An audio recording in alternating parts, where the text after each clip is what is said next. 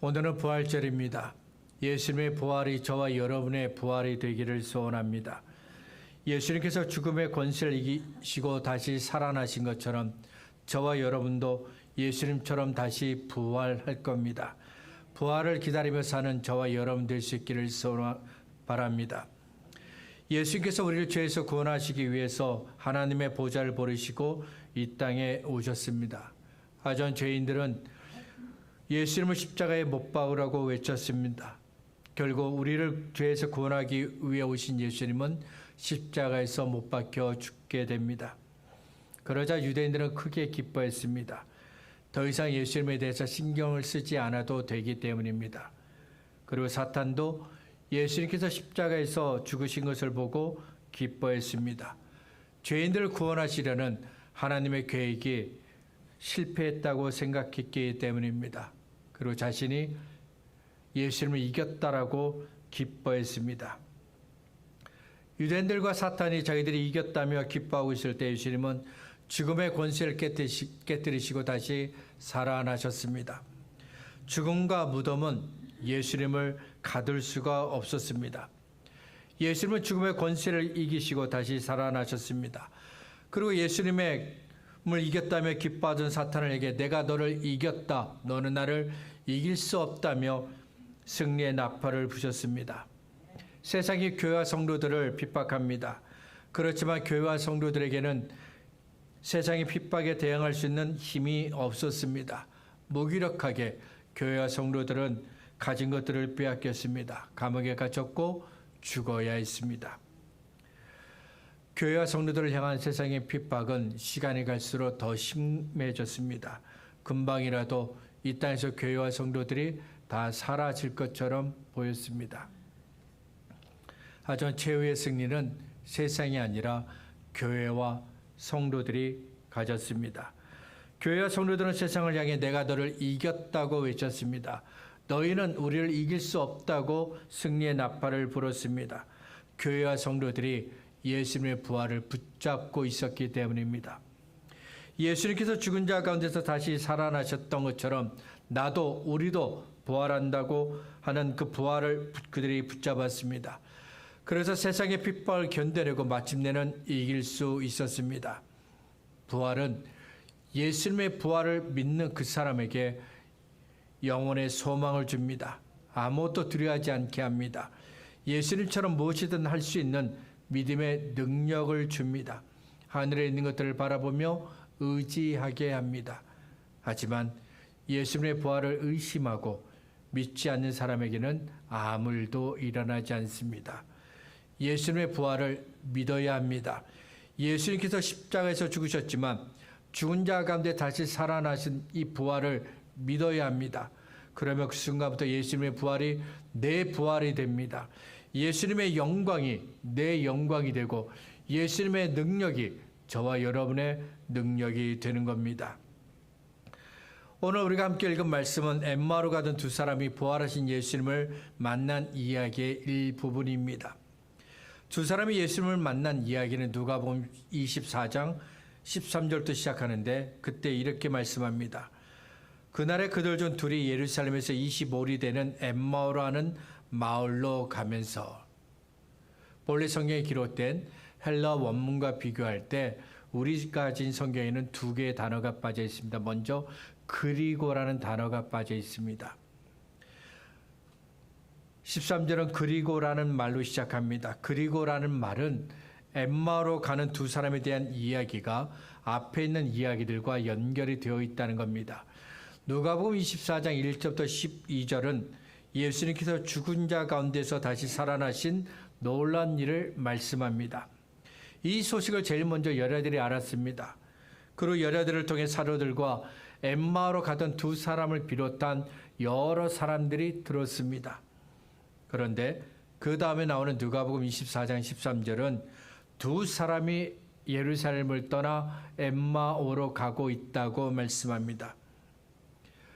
예수님께서 죽은 자 가운데서 다시 살아나셨지만 이 두 사람은 부활의 소식을 듣지 못한 사람처럼 떠나고 있는 겁니다. 두 번째 단어는 보라입니다. 보라. 무언가를 주목하여 보라고 할 때 우리는 이 보라라는 말을 사용합니다. 그러면 이 보라라는 이 말을 통해 성경이 우리에게 말씀하고자 하는 것이 무엇일까요? 예수님의 부활과 상관없이 자기 길을 가고 있는 이 두 사람을 좀 보라는 겁니다. 그러면 두 사람이 예루살렘을 떠나 엠마오로 가는 이유는 무엇일까요? 왜 그들이 예루살렘을 떠나 엠마오로 가고 있을까요? 예수님 때문입니다. 예수님. 누가복음 24장 19절부터 24절입니다. 이르시되 무슨 일이냐? 이르되 나사렛 예수의 일이니 그는 하나님과 모든 백성 앞에서 말과 일에 능하신 선지자이거늘 우리 대제사장들과 관리들이 사형 판결에 넘겨주어 십자가에 못 박았느니라. 우리는 이 사람이 이스라엘을 속량할 자라고 바랐노라. 이뿐 아니라 이 일이 일어난 지가 사흘째요. 또한 우리 중에 어떤 여자들이 우리로 놀라게 하였으니 이는 그들의 새벽에 무덤에 갔다가 그의 시체는 보지 못하고 와서 그가 살아나셨다 하는 전사들의 나타남을 보았다 함이라. 또 우리와 함께 한 자 중에 두어 사람이 무덤에 가 과연 여자들이 말한 바와 같음을 보았으나 예수는 보지 못하였느니라. 두 사람이 예루살렘을 떠나 엠마오로 가는 이유는 예수님이 유대인들의 손에 잡혀서 죽었기 때문입니다. 누가복음 24장 19절부터 21절을 보면 많은 사람들이 생각했던 것처럼 두 사람도 예수님이 이스라엘을 회복시키실 것이다 이렇게 믿었습니다. 아마도 예수님께서 예루살렘에 입성하실 때 두 사람도 손에 종려나무 가지를 들고 호산나 다윗의 자손이여 이렇게 외쳤을 겁니다. 그런데 그 예수님이 죽으셨습니다.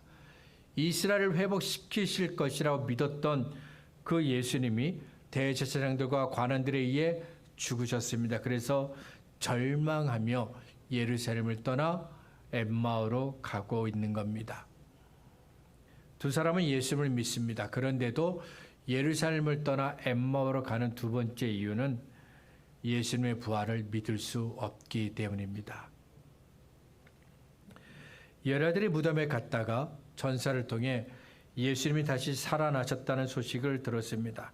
그리고 여자들을 통해 예수님이 죽은 자 가운데서 다시 살아나셨다는 소식을 사도들이 들었습니다. 그리고 엠마오로 가고 있는 이 두 사람도 들었습니다. 그런데도 두 제자는 예루살렘을 떠나 엠마오로 가고 있습니다. 예수님이 죽은 자 가운데 다시 살아나신 것을 믿지 못했기 때문입니다. 누가복음 24장 25절에서 예수님은 예수님의 부활을 도무지 믿지 못하는 두 사람에게 이렇게 말씀하셨습니다. 미련하고 선지자들이 말한 모든 것을 마음에 더디 믿는 자여. 부활하신 예수님께서 두 사람과 함께 하셨습니다. 동행하신 겁니다. 부활을 믿지 못하는 두 사람에게 모세와 모든 선지자들의 글을 통해 예수님께 일어난 그 일들을 가르쳐 주셨습니다. 그리고 떡을 가지고 축사하신 이후에 예수님께서 그 떡을 두 사람에게 나눠주셨는데 바로 그때 두 사람에게 놀라운 일이 일어납니다. 31절입니다. 그들의 눈이 밝아져 그인 줄 알아보더니 예수는 그들에게 보이지 아니하시는지라. 지금까지 두 사람의 눈은 소경과 다를 바 없었습니다. 그래서 예수님과 함께 길을 걷고 예수님과 대화를 나누고 있는데 예수님을 알아보지 못한 겁니다. 왜 예수님을 알아보지 못했을까요? 사람은 죽으면 끝이라고 그들이 생각했기 때문입니다. 죽은 사람은 다시 살아날 수 없다. 그들은 이렇게 믿었습니다. 십자가에서 죽은 예수님도 다시 살아날 수 없다. 그들은 굳게 믿었습니다. 그래서 예수님과 함께 길을 가며 대화를 하고 있어도 두 사람은 자기들과 함께 대화를 나누고 있는, 자기들과 함께 하고 있는 이분이 예수님이신 것을 전혀 몰랐습니다. 그러다 두 사람의 눈이 밝아졌습니다. 그러자 지금까지 함께 길을 같이 동행하고 함께 대화를 나눴던 그분이 바로 예수님이신 줄을 알게 됩니다. 떡을 가지고 축사하시고 우리에게 주신 분이 예수님이신 것을 알게 됩니다. 지금까지 두 사람은 예수님께서 부활하신 것을 믿지 않았습니다. 믿을 수가 없었던 겁니다. 예수님께서 성경에서 예수님께 일어난 그 모든 일들을 가르쳐 주셨습니다. 그러자 믿음이 없어 예수님의 부활을 믿지 못했던 두 사람이 그 눈이 밝게 열리게 됩니다. 부활하신 예수님을 볼 수 있게 되었습니다. 부활절이 되면 우리는 예수님께서 죽은 자 가운데 다시 살아나셨다라고 찬송을 부릅니다. 그리고 서로를 향해 예수님이 부활하셨습니다. 예수님이 다시 살아나셨습니다. 이렇게 이야기합니다. 이때 우리에게 필요한 것은 예수님의 부활을 믿는 겁니다. 십자가에서 죽으신 예수님이 다시 살아나셨다고 믿어야 합니다. 비록 내 눈으로 예수님이 십자가에서 죽으신 것을 보지 못했고 무덤에 갇힌 장사 지낸 것도 보지 못했고 예수님께서 다시 살아나신 것도 보지 못했지만 그래도 예수님의 부활을 믿고 말해야 합니다. 로마서 10장 9절과 10절은 우리가 입으로 예수님을 시인할 때 바로 그 순간 구원에 이른다고 말씀합니다.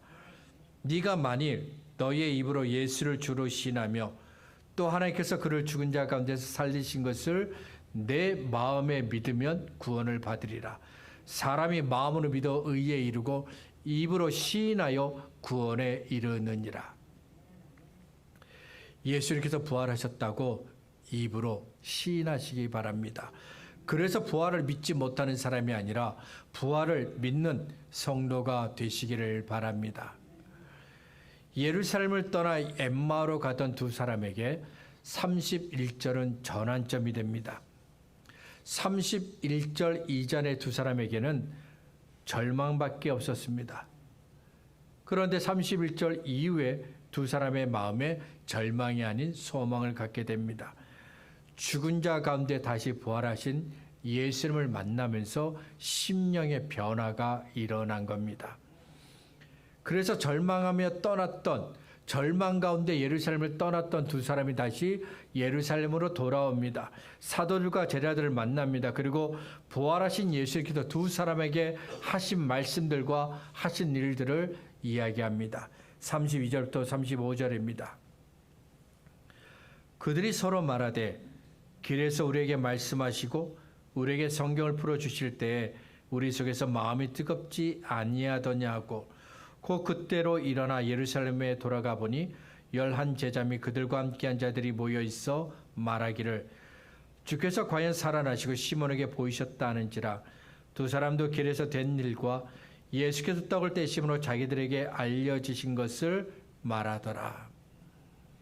히브리서 6장 19절에 이런 말씀이 있습니다. 우리가 이 소망을 가지고 있는 것은 영혼의 닷 같아서 튼튼하고 견고하여 휘장 안에 들어가나니. 닷은 출렁이는 바다 위에서 배를 흔들리지 않게 하는 역할을 합니다. 그래서 닷이 내려져 있으면 배는 제자리를 지킬 수 있게 됩니다. 예수님의 부활은 성도에게 영혼의 닷과 같습니다.